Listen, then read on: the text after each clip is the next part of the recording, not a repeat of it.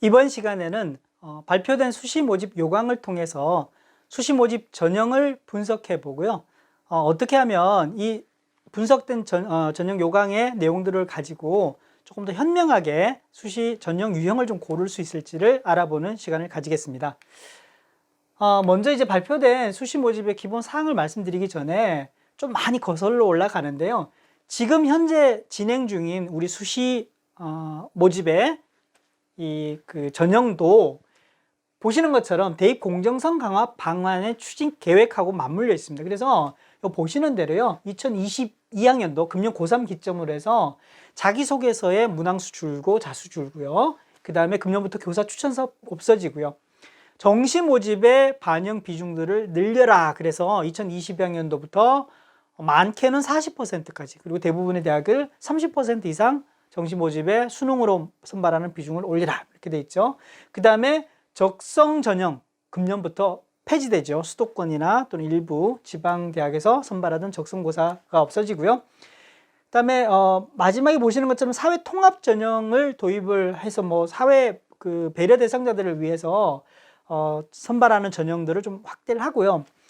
또 한 가지는 지역균형 선발이라고 해서 재정 지원과 연계해서 지금 상당수 주요 대학들을 비롯해서 수시 모집의 학생부 교과 전형에서, 물론 이게 지역 균형이긴 한데 학교장 추천 전형이라는 이름으로 상당수 많이 이제 선발률이 좀 확대가 돼 있다, 이렇게 보시면 되게 좋겠는데요.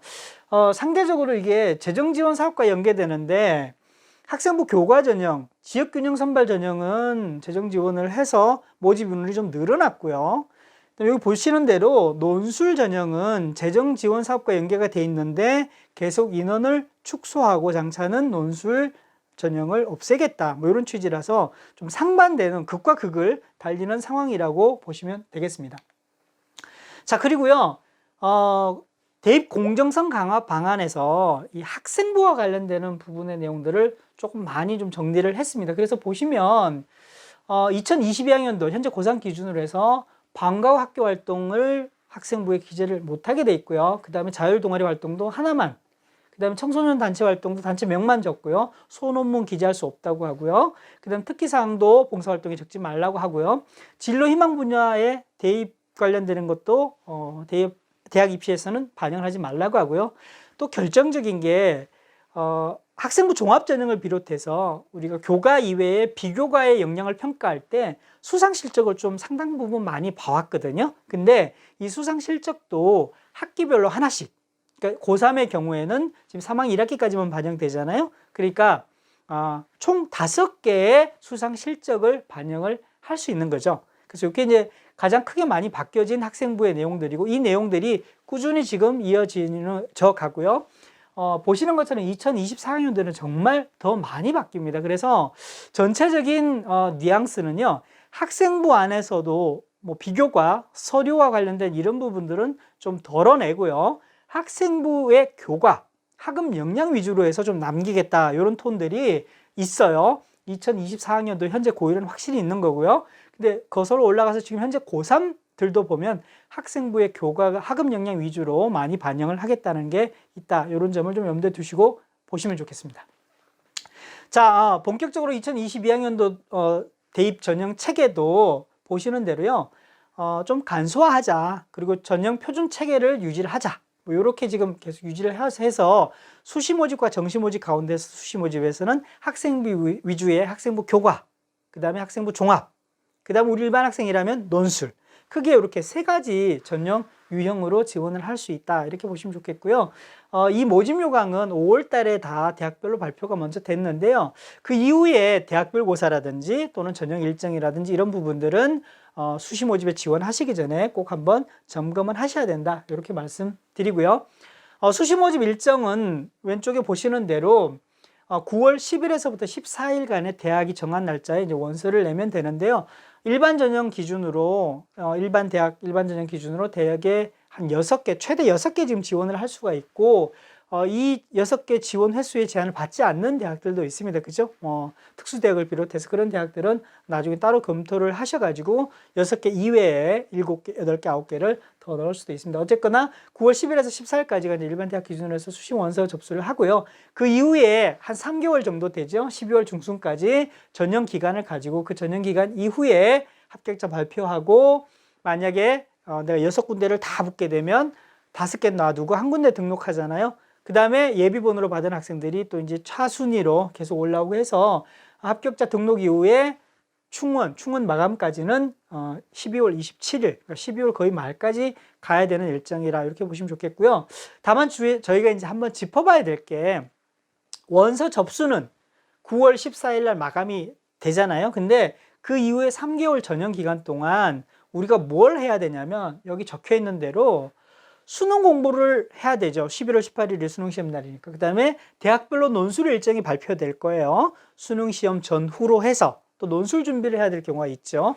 그 다음에 서류, 물론 뭐 많지는 않습니다만 원서 넣고 난 다음에 바로 자기소개서를 써야 될 경우가 있고요. 그 다음에 뭐 학업 계획서 뭐 이런 관련되는 서류를 정리를 해야 되는 시간들이 좀 있고요.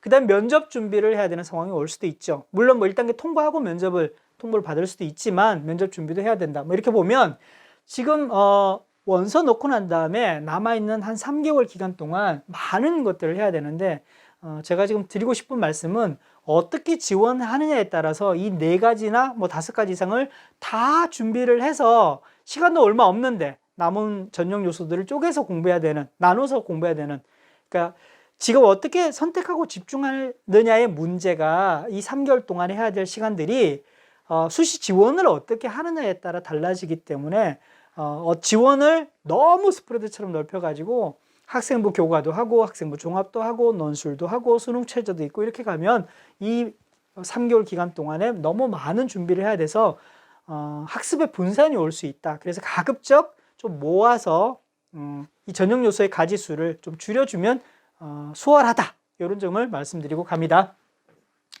자, 금년도 수시 모집의 특징은요. 보시는 대로 수시 모집의 선발 인원들이 좀 줄었습니다. 왜냐하면 주요 대학 위주로 해서 정시 모집을 좀 많이 뽑아라. 30% 이상, 최대 40%까지 뭐 이렇게 된 상황이기 때문에 선발 인원 전체적으로 좀 규모가 줄었다고 볼 수 있고요. 학생부의 위주로의 전형에서도 학생부 교과가 좀 늘고 학생부 종합은 줄고, 왜냐하면 학생부 종합으로 줄인 인원들을 정시 모집으로 보낸 대학들이 되게 많거든요. 그래서 학생부 종합은 줄고 정시는 늘고 뭐 이렇게 보시면 될 것 같고요. 그다음 논술 전형은 모집 인원이 많이 줄었어요. 점차 폐지 단계로 갈 정도로 재정 지원과 연계해서 간다고 말씀드렸잖아요. 근데 하지만 적성을 금년에 폐지한 대학 3군데가 좀 한 1,800명 정도 규모로 논술을 뽑아요. 논술로. 그러다 보니까 전체적인 논술 모집 선발 인원은 지난해하고 거의 엇비슷하다 이렇게 보시면 될 것 같고요. 수능 최저학력 기준도 학생부 교과 전형에 지역균형, 학교장 추천 전형이 많다 보니까 수능 최저학력 기준을 적용하는 대학 수도 좀 많이 늘어났다 이렇게 보시면 되고요. 그 다음에 아까 말씀드렸던 대로 적성고사 금년에 없어지고 또 자기소개서의 양식도 바뀌어집니다. 뒤에서 말씀드릴게요. 자, 전형 유형별로 금년에 수시 모집의 모집 인원들을 보면 이 전형 유형별로 학생부 교과 종합 극명하죠. 학생부 교과는 전체 놓고 보면 지난해에 비해서 1,500명 늘고 1,600명 가까이 늘고 학생부 종합은 6,500명 가까이 뭐 줄어들었다고 보시면 되겠고요. 이 줄어든 인원들이 다 어디로 갔느냐? 수능 위주로 정시에서 늘었다. 전체적으로는 이렇게 놓고 보시면 좋겠습니다. 자, 하지만 주요 대학으로 놓고 보면 좀 더 달라지는 게 수시 모집 인원이 좀 줄었다고 하는데 15개 대학 놓고 보면 수시 모집 인원이 더 많이 준 거죠. 네, 전체 34만 명 정도 규모로 봤을 때 비해서는 인원이 줄어든 비율이 그렇게 크지 않고 1.3% 정도만 수시 모집 비중이 줄었는데 주요 15개 대학을 놓고 보니까 수시 모집에서 거의 8%포인트까지 줄어든 겁니다. 많이 줄어든 대학을 보니까 고려대학교, 한양대, 그다음에 경희대, 그다음에 숙명여대 2자릿수 이상 비율로 많이 줄어들었다 이렇게 보시면 되는데요. 자, 수시 모집의 선발 인원이 많이 줄잖아요. 그렇게 되면 어떻게 되냐면 다 예상하시는 대로 경쟁률이 높아져요. 경쟁률이 높아지고 경쟁률이 높아지게 되면 합격선, 그러니까 우리 소위 말하는 학생부의 석차 등급 2등급이면 붙을 수 있었는데 그 등급 기준 자체가 올라가는 그런 경향들을 좀 보일 수 있어서 조금 모집 인원의 학생 수가 모집 인원 수가 어떻게 달라졌느냐를 좀 보고 난 다음에 금년도 학생 수가 거의 지난해하고 대동소이하다는 가정하에 등급컷이 약간 올라갈 수 있거나 있다 정도를 예측해 볼 수 있습니다.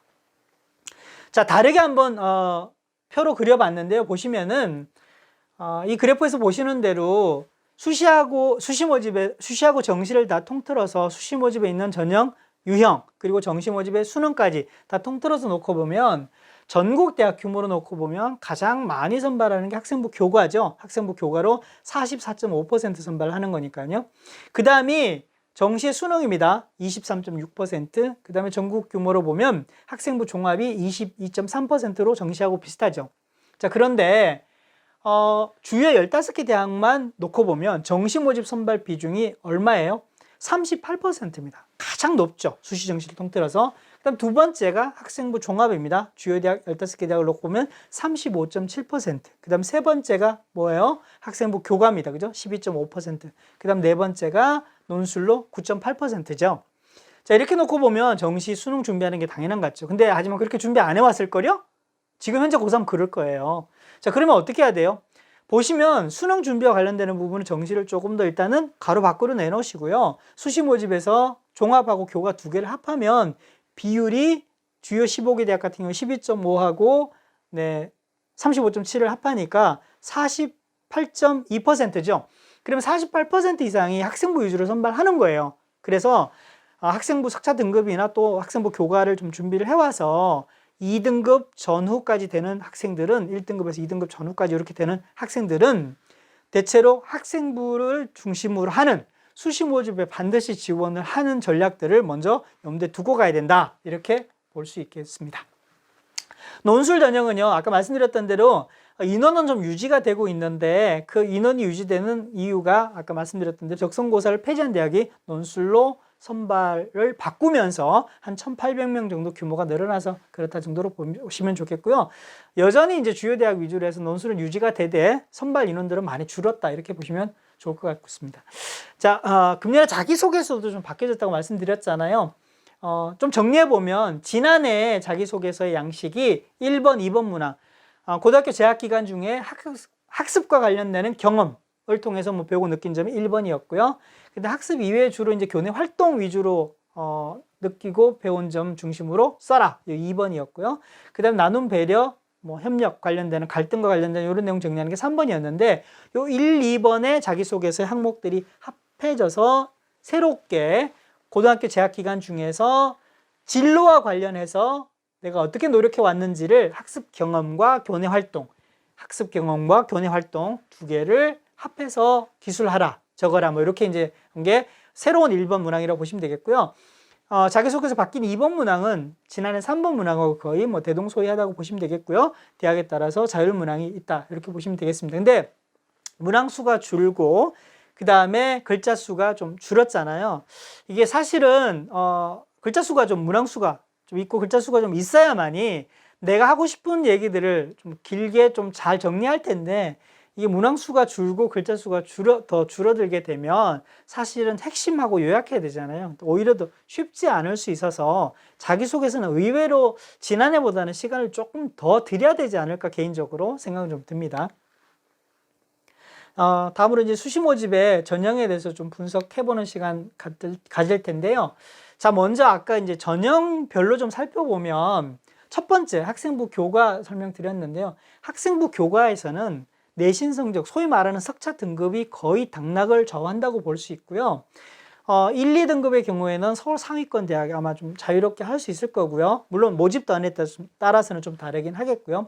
2, 3등급의 경우에는 서울 중위권 대학이나 직어국 가능하겠고요. 그 다음에 3, 4등급이 내신 석차 등급일 경우에는 평균 국수영사 국수영과를 가지고 3, 4등급의 경우다. 그러면 수도권 대학 가능하고 그 다음에 지방 중위권 정도 가능한데 아마 인서울의 주요 대학의 학생부 종합도 노려볼 거예요. 물론 붙는 경우도 있지만은 쉽지는 않아 보이는 상황이다. 이제 이렇게 보여지고 특히 학생부 교과에서는 쉽지 않다. 이제 이렇게 좀 판단할 수 있습니다. 그 다음에 학생부 교과 전형에서 수능 최저학력 기준을 적용하느냐, 적용하지 않느냐 되게 중요하거든요. 그래서 크게 내신 성적으로 판단하되 그 다음에 내 내신 성적 스타 등급이 어느 정도인지를 좀 염두에 두고 대학을 좀 골라보고요. 그 다음 마지막으로 수능 최저 기준을 내가 충족할 수 있는지를 좀 염두에 두고 학생부 교과 전형을 좀 고르고 선택을 준비하면 되겠는데요.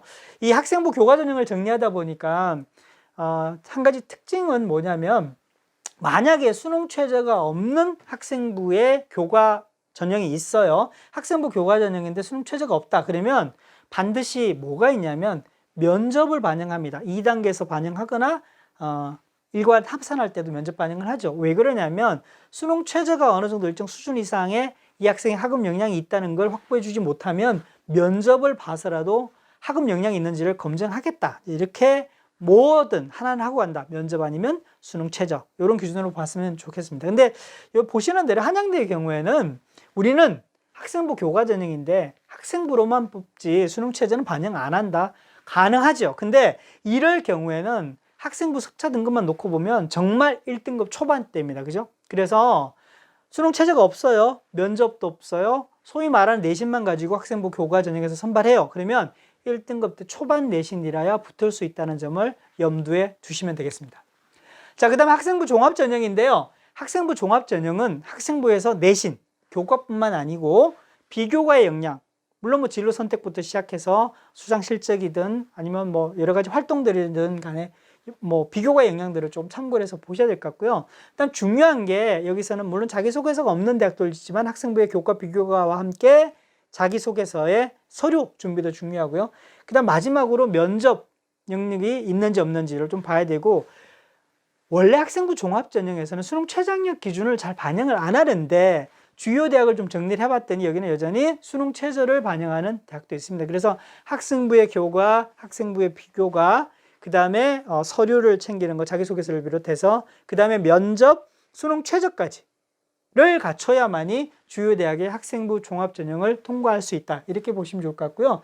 학생부 종합전형은 1단계에서 서류, 학생부나 자기소개서를 가지고 몇 배수를 뽑아놓고 난 다음에 2단계 면접을 통해서 최종 선발하는데 수능 체제가 있는데도 있다고 말씀드렸잖아요. 하지만 이렇게 하지 않고 그냥 우리는 학생부하고 자기소개서만 가지고 뽑을게, 그런 대학도 있습니다. 중앙대학의 탐구형 인재, 그다음 성균관대 학생부 종합전형, 그 다음에 한양대 학생부 종합전형. 이런 경우에는 그냥 서류 없이 학생부만 가지고 뽑을게, 자기소개서 없이 학생부만 가지고 뽑을게, 뭐 이런 대학들도 일부 있을 수 있다는 점을 좀 염두에 두시고요. 다만 학생부 종합전형은 내신으로만 판단하는 건 아니지만 전체적으로 좀 학생부 준비가 잘 되어 있어야 된다는 점을 좀 염두에 두셔야 됩니다.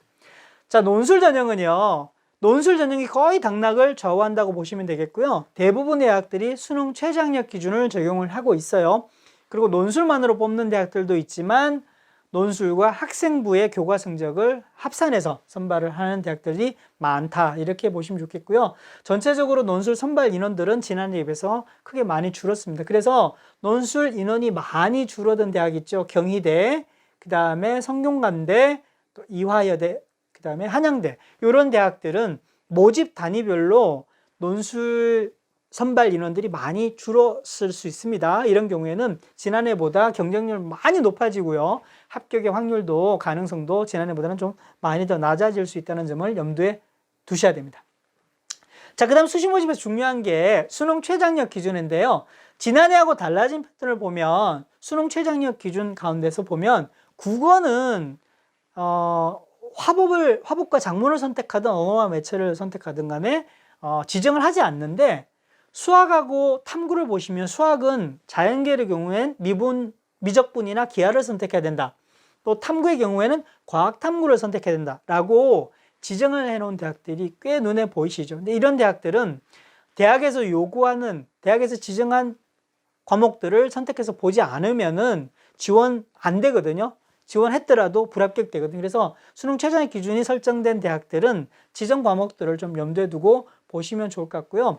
또 과학탐구에서도 여기 보시는 대로 고려대하고 서울대 같은 경우에는 동일 분야의 1+2는 못 보게 돼 있잖아요. 여기까지 좀 염두에 두시고 8월 말 9월 초에 있는 수능 응시 원서 접수를 하셔야 된다, 이렇게 보시면 좋겠고요.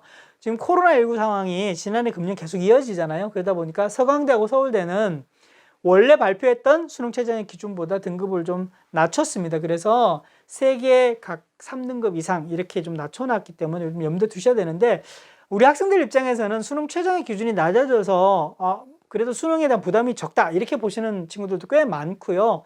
이걸 좀 염두에 두고 지원을 하시는데, 좀 거꾸로 생각해 봐야 될 것은 수능 최저의 기준이 낮아지면 그만큼 학생부나 면접의 영향력이 높아지는 거거든요. 그래서 그걸 오히려 더 잘 챙기고 더 영향력이 있는, 그러니까 내가 좀 더 잘해야 되는 상황이 올 수 있다는 점도 좀 염두에 두고 가시면 좋을 것 같고요. 수능 최저의 기준을 반영하는 데는 수능 최저의 기준을 충족하는 게 분명히 합격의 당락을 좌우하는 필수다 이렇게 보셔야 될 것 같습니다.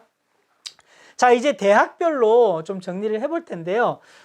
주요 대학 정리는 좀 했는데 다 할 수는 없어서 그냥 주요 대학에 나와 있는 내용에 몇 가지 좀 짚어보면요. 서울대학교는 보시는 대로 직윤하고 일반 전형이 일반 학생들이 지원할 수 있는 전형의 유형인데, 보면 지난해 대비해서 한 100명 정도씩 인원을 줄였잖아요. 서울대학의 수시 모집 전형에서 인원 100명, 각 전형 유형별로 100명이면 상당히 많은 숫자거든요. 그래서 지난해보다 뭐 내신 등급도 올라가야 되고요. 아까 말씀드렸던 대로 서울대 직윤에서도 뭐 지난해도 세계 3등급이었습니다만은 같은 조건이라고 하더라도 모집 인원까지 줄였기 때문에 학생부의 뭐 내신 석차 등급뿐만이 아니라 학생부의 기본적인 비교과의 내용이라든지 학생부의 역량들이 좀 좋아야 된다 이렇게 볼 수 있고요. 면접까지 좀 더 잘 치러야 되는, 좀 부담이 되는 해다 이렇게 볼 수 있고요. 경쟁률 자체가 좀 더 많이 높아질 가능성도 있다는 점 염두에 둬야 될 것 같습니다. 자, 서울대에서 또 하나 봐야 될 게 수시 모집만 실시하는 모집단이 있잖아요. 인류학과, 에너지, 그 다음에 교육, 독구 교육, 불어교육 이렇게 등등이 있는데요. 이런 학과들은 정시 모집이 없어요. 그러다 보니까 다른 모집 단위에 비해서 수시 모집으로 선발하는 인원이 좀 많죠. 그래서 전략적으로 좀 접근할 수 있습니다. 무슨 얘기인지 아시겠죠? 경쟁률 약간 낮아지고 모집 인원이 많으니까 합격률도 좀 높일 수 있는 학과다. 이렇게 보시면 좋을 것 같고요. 그다음 면접 및 고술고사의 제시문도 좀 바뀐 모집 단위가 있으니까 좀 참고를 하자라고 말씀드립니다. 연세대로 한번 가볼게요. 연세대학교는 수시 모집 학생부 종합 전형의 면접형을 교과 추천형으로, 학생부 교과 전형으로 지금 완전히 바뀐 겁니다. 그죠? 그래서 수능 최저의 기준도 없으니까 이 교과의 내신 등급이 상당히 좀 더 많이 올라갈 수 있다라고 생각해 볼 수 있겠죠. 전체적으로 이제 수능 최저의 기준도 적용을 하는데, 여기 보시는 대로 영어의 등급 기준을 정해놓고 국어, 수학, 탐구 중에서 2개 과목의 등급 합이 얼마다 뭐 이렇게 나와 있는데요. 수능 등급에 대한 부담은 좀 없는 건 맞는데, 제가 이제 영어를 들고 나온 이유는, 이 영어를 말씀드린 이유가 영어에서 아까 말씀드렸던 대로 난이도가 좀 올라가거나 간접 연계 때문에 평소에 잘하던 친구들이 금년에 와서 실제 수능을 앞두고 영어 성적이 좀 떨어지는 경우에는 좀 지정해 놨기 때문에 염두에 두고 일정 정도 등급을 넘어야 된다 이런 말씀을 드립니다. 자, 고려대의 경우에는요, 수시 모집의 자기소개서를 없앴습니다. 지난해까지는 자기소개서를 내도 되고 내지 않아도 됐는데 금년엔 낼 필요가 없다 이렇게 이제 바뀌어진 거고요.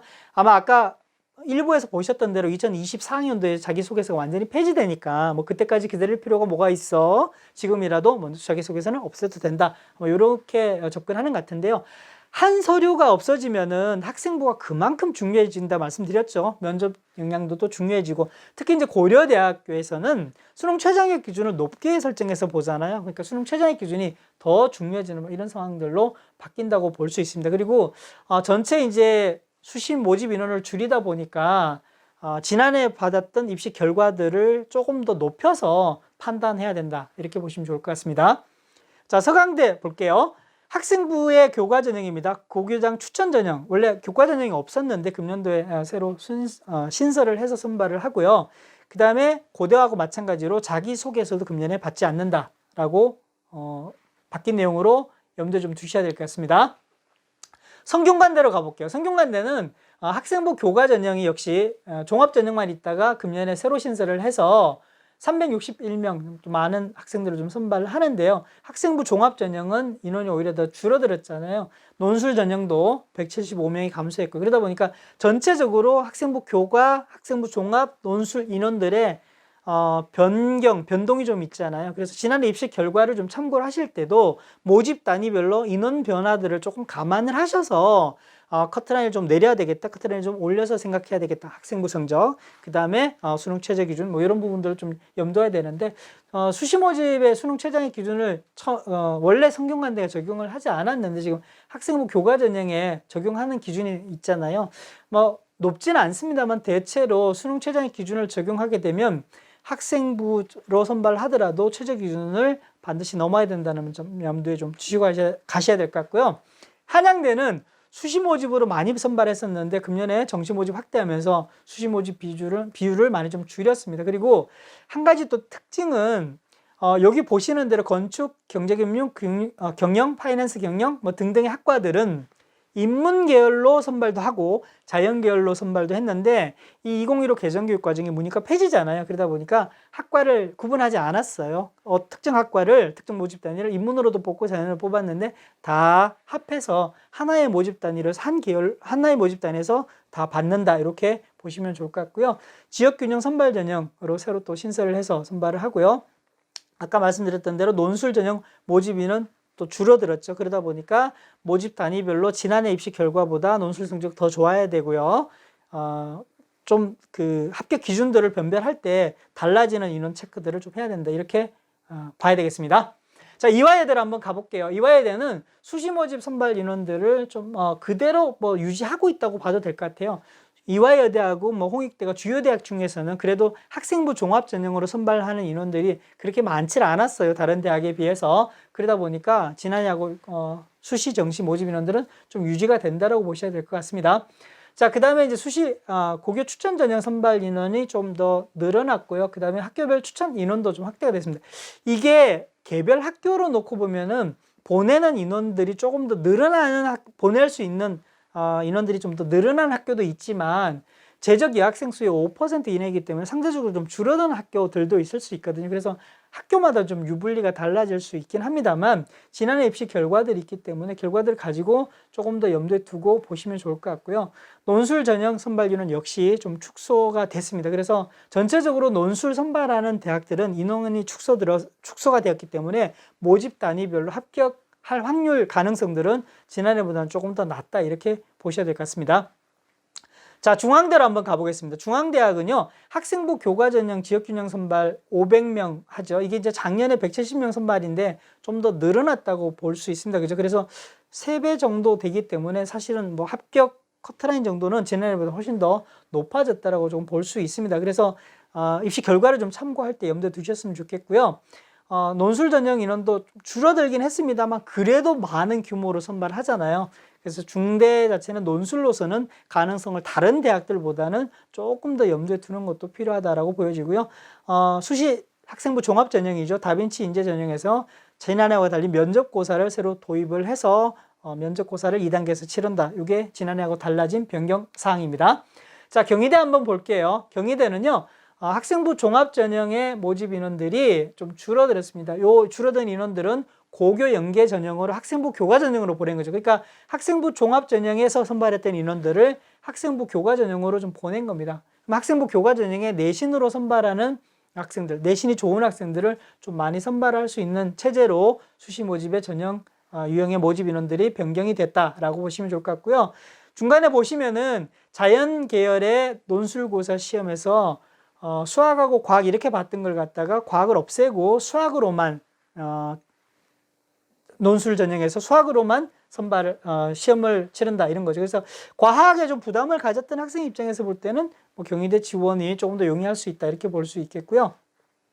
저 중간에 보시면은 인문 자연 계열에서 제시문, 그러니까 계열별로 제시문을 주고 그 제시문을 통해서 보고 난 다음에 면접 치렀던 방식들을 좀 바꾸는 거죠. 그래서 요 제시문을 준다든지 아니면 논술에서 과학을 없앤다든지 이런 부분은 경희대에서 금년에 대학별 고사에서는 상당히 좀 변동된 부분이 있어서 이 변경된 부분들은 지난해하고 다른 부분이잖아요. 그래서 준비하실 때 좀 염두에 두셔야 되겠습니다.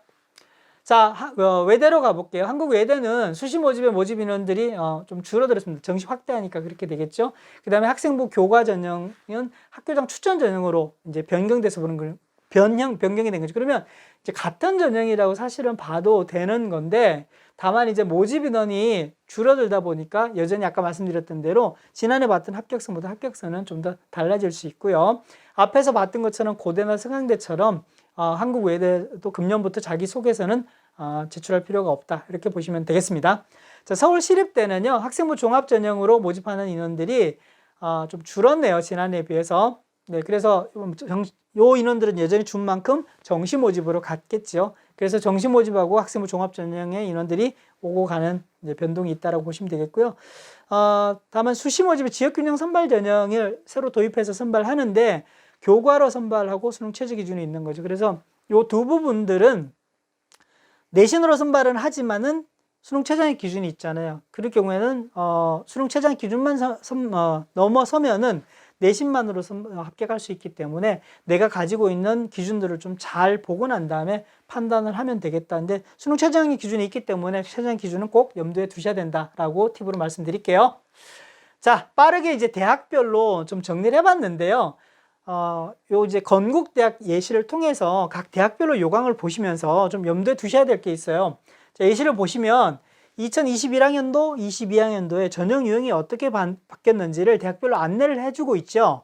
대부분의 주요 대학들이 그랬습니다. 이건 이제 보는 방법을 제가 말씀드리는 건데요. 모집 인원이 445명에서 340명으로 줄었잖아요. 그러면 경쟁률이 올라갑니다. 커트라인은 어떻게 될까요? 당연히 올라갈 가능성이 있습니다. 그러니까 내신 석차 등급이 더 높아질 가능성이 있다, 이렇게 보는 거죠. 그 다음 전형 방법도 보면 작년에 서류평가 70에서 학생부 교과 30이었는데 금년에 교과만 하잖아요. 학생부의 교과로 정량평가이기 때문에 내신 성적이 확실히 더 중요하고 올라갈 수 있다, 이제 이렇게 봐야 되는 거죠. 그 다음에 수능 최저학력 기준 없다가 생겼잖아요. 그럼 수능 최저학력 기준이 중요하고요. 서류에 대한 부담은 없어지는 거죠. 그러니까 전형이 확 달라진 거예요. 염두에 두셔야 되겠죠. 그 다음에 제출 서류에 보면 자기소개서 안내요, 그죠? 아까 말씀드렸던 대로 하나가 없어지면 다른 하나가 중요해집니다, 그죠? 그만큼 학생부의 중요성이 더 증가했다, 이렇게 보시면 되겠습니다. 그래서 이제 발표된 수시 모집 요강이나 또 이후에 발표될 아마 대학별 고사의 내용들도 있을 텐데, 수시 모집의 요강들을 좀 잘 살펴보시고 전형에 대한 준비들, 지난해하고 금년도에 바뀌어진 내용들을 잘 좀 정리를 해보시면 금년도 수시 모집 지원에서 이 대학이, 이 전형 유형이, 이 학과가 나한테 유리한가 불리한가를 점검해 보실 수 있습니다.